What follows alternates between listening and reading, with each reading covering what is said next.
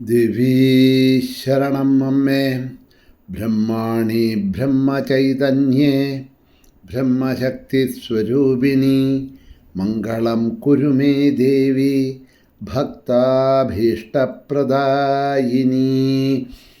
ദേവീ ശരണം. സുപ്രഭാതം, ശുഭദിനം. എല്ലാ ധന്യാത്മാക്കൾക്കും പുലർകാലവന്ദനം.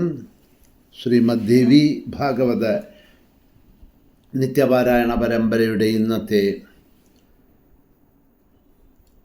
യജ്ഞവേദിയിലേക്ക് സുസ്വാഗതം. 5-ാം ദിവസത്തെ പാരായണ പ്രഭാഷണങ്ങളാണ് ഇന്നലെ നാം ദേവിയുടെ പാദങ്ങളിൽ സമർപ്പിച്ചത്. ഇന്നു മുതൽ 6-ാം ദിവസത്തെ പാരായണ പ്രഭാഷണങ്ങൾ തുടങ്ങുന്നുണ്ട്.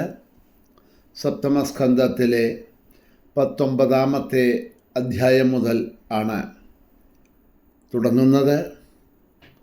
ഹരിശ്ചന്ദ്ര ചരിതം ആണല്ലോ കുറച്ച് ദിവസങ്ങളായിട്ട് പറഞ്ഞു പോകുന്നത്. ശ്രീമദ് ഭാഗവതത്തിൽ ഹരിശ്ചന്ദ്രൻ്റെ ചരിതം വളരെ ദീർഘമായിട്ട് തന്നെയാണ് വർണ്ണിച്ചിരിക്കുന്നത് വ്യാസൻ.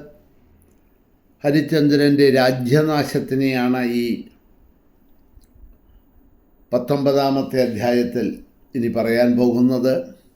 വസിഷ്ഠനും വിശ്വാമിത്രനും തമ്മിൽ പന്തയം വെച്ചതും അതനുസരിച്ച് വിശ്വാമിത്രൻ ഹരിശ്ചന്ദ്രനെ അസത്യൻ ആക്കാൻ ശ്രമിക്കുന്നതുമായിട്ടുള്ള ഭാഗങ്ങളാണ് പറഞ്ഞു വരുന്നത്.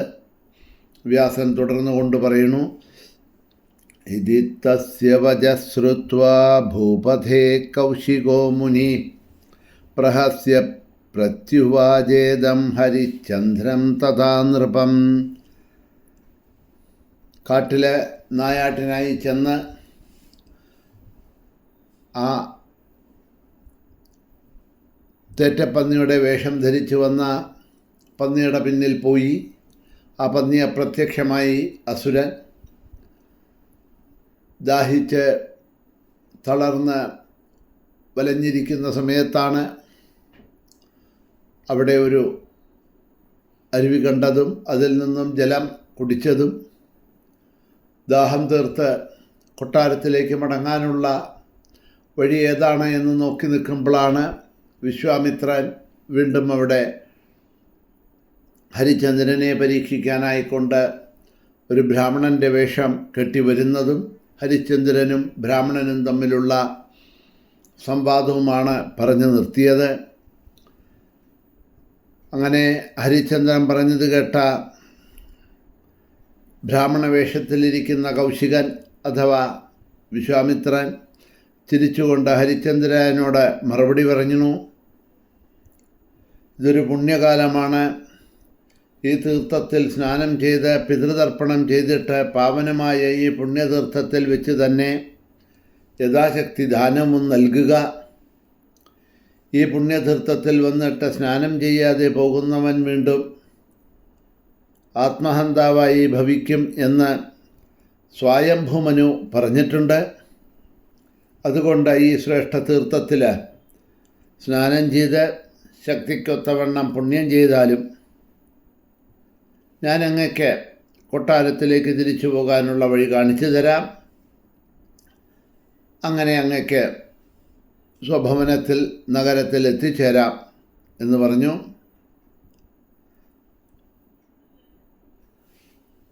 അങ്ങയുടെ കൂടെ ഞാനും വഴി കാണിച്ചു തരാനായിട്ട് കൂടെ തന്നെ ഞാനും വരാം എന്നൊക്കെ പറഞ്ഞു.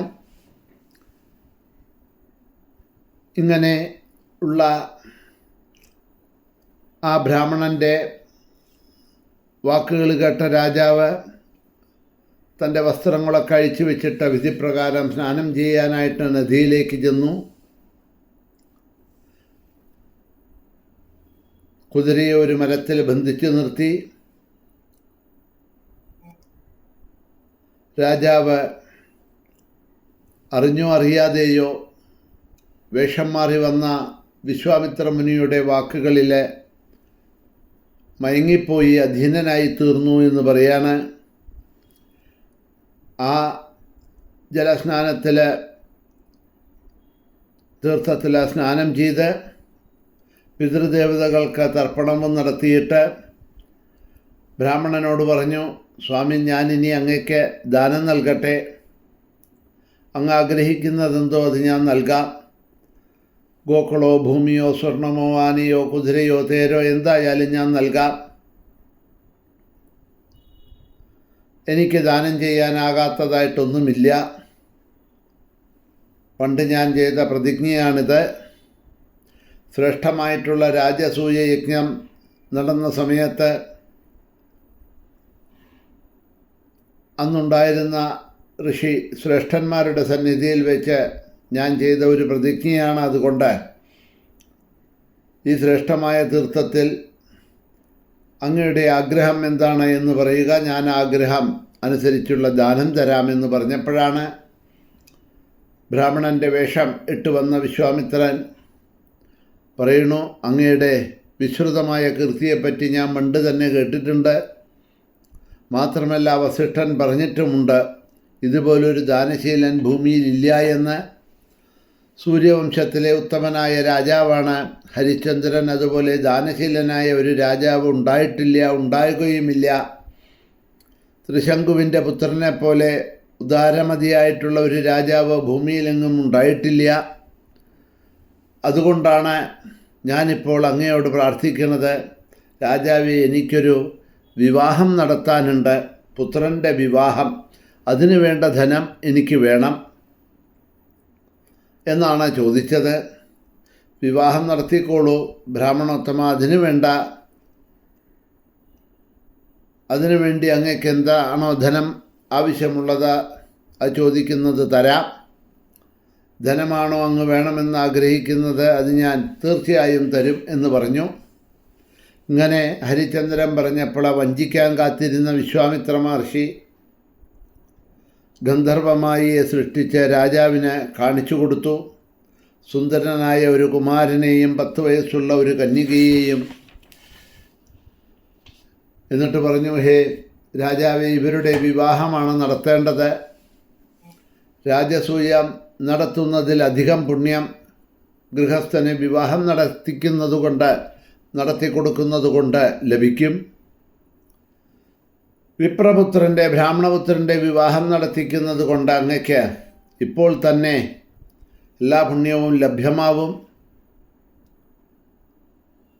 ഇങ്ങനെയുള്ള ആ ബ്രാഹ്മണൻ്റെ വാക്ക് കേട്ടപ്പോൾ ഹരിശ്ചന്ദ്രനും ആ വാക്കുകളിൽ മോഹിതനായി.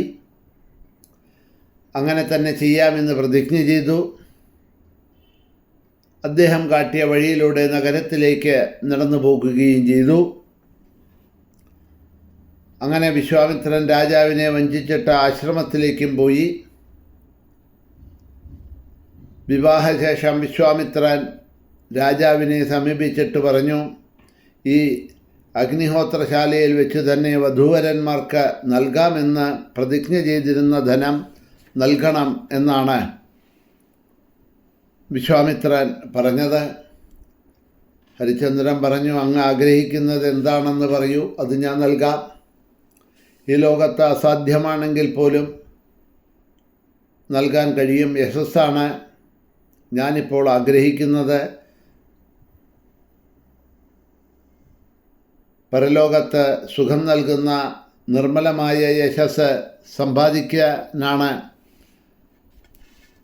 ഞാൻ ആഗ്രഹിക്കുന്നത്. അതുകൊണ്ട് എന്താണ് ദാനമായിട്ട് നൽകേണ്ടത് എന്ന് അങ്ങ് പറഞ്ഞാൽ മതി. അതനുസരിച്ചിട്ട് ഞാൻ അത് ചെയ്തോളാം എന്നാണ് പറയണത്. എന്താ വിശ്വാമിത്രൻ പറയുന്നത്, എന്താ നടക്കുന്നത് എന്നുള്ളത് നാളെ അവലോകനം ചെയ്തു കൊണ്ടുപോകാം. ഇന്നിവിടെ തന്നെ നിർത്തുന്നു. ശ്രീ മഹാദേവ്യൈ നമഃ.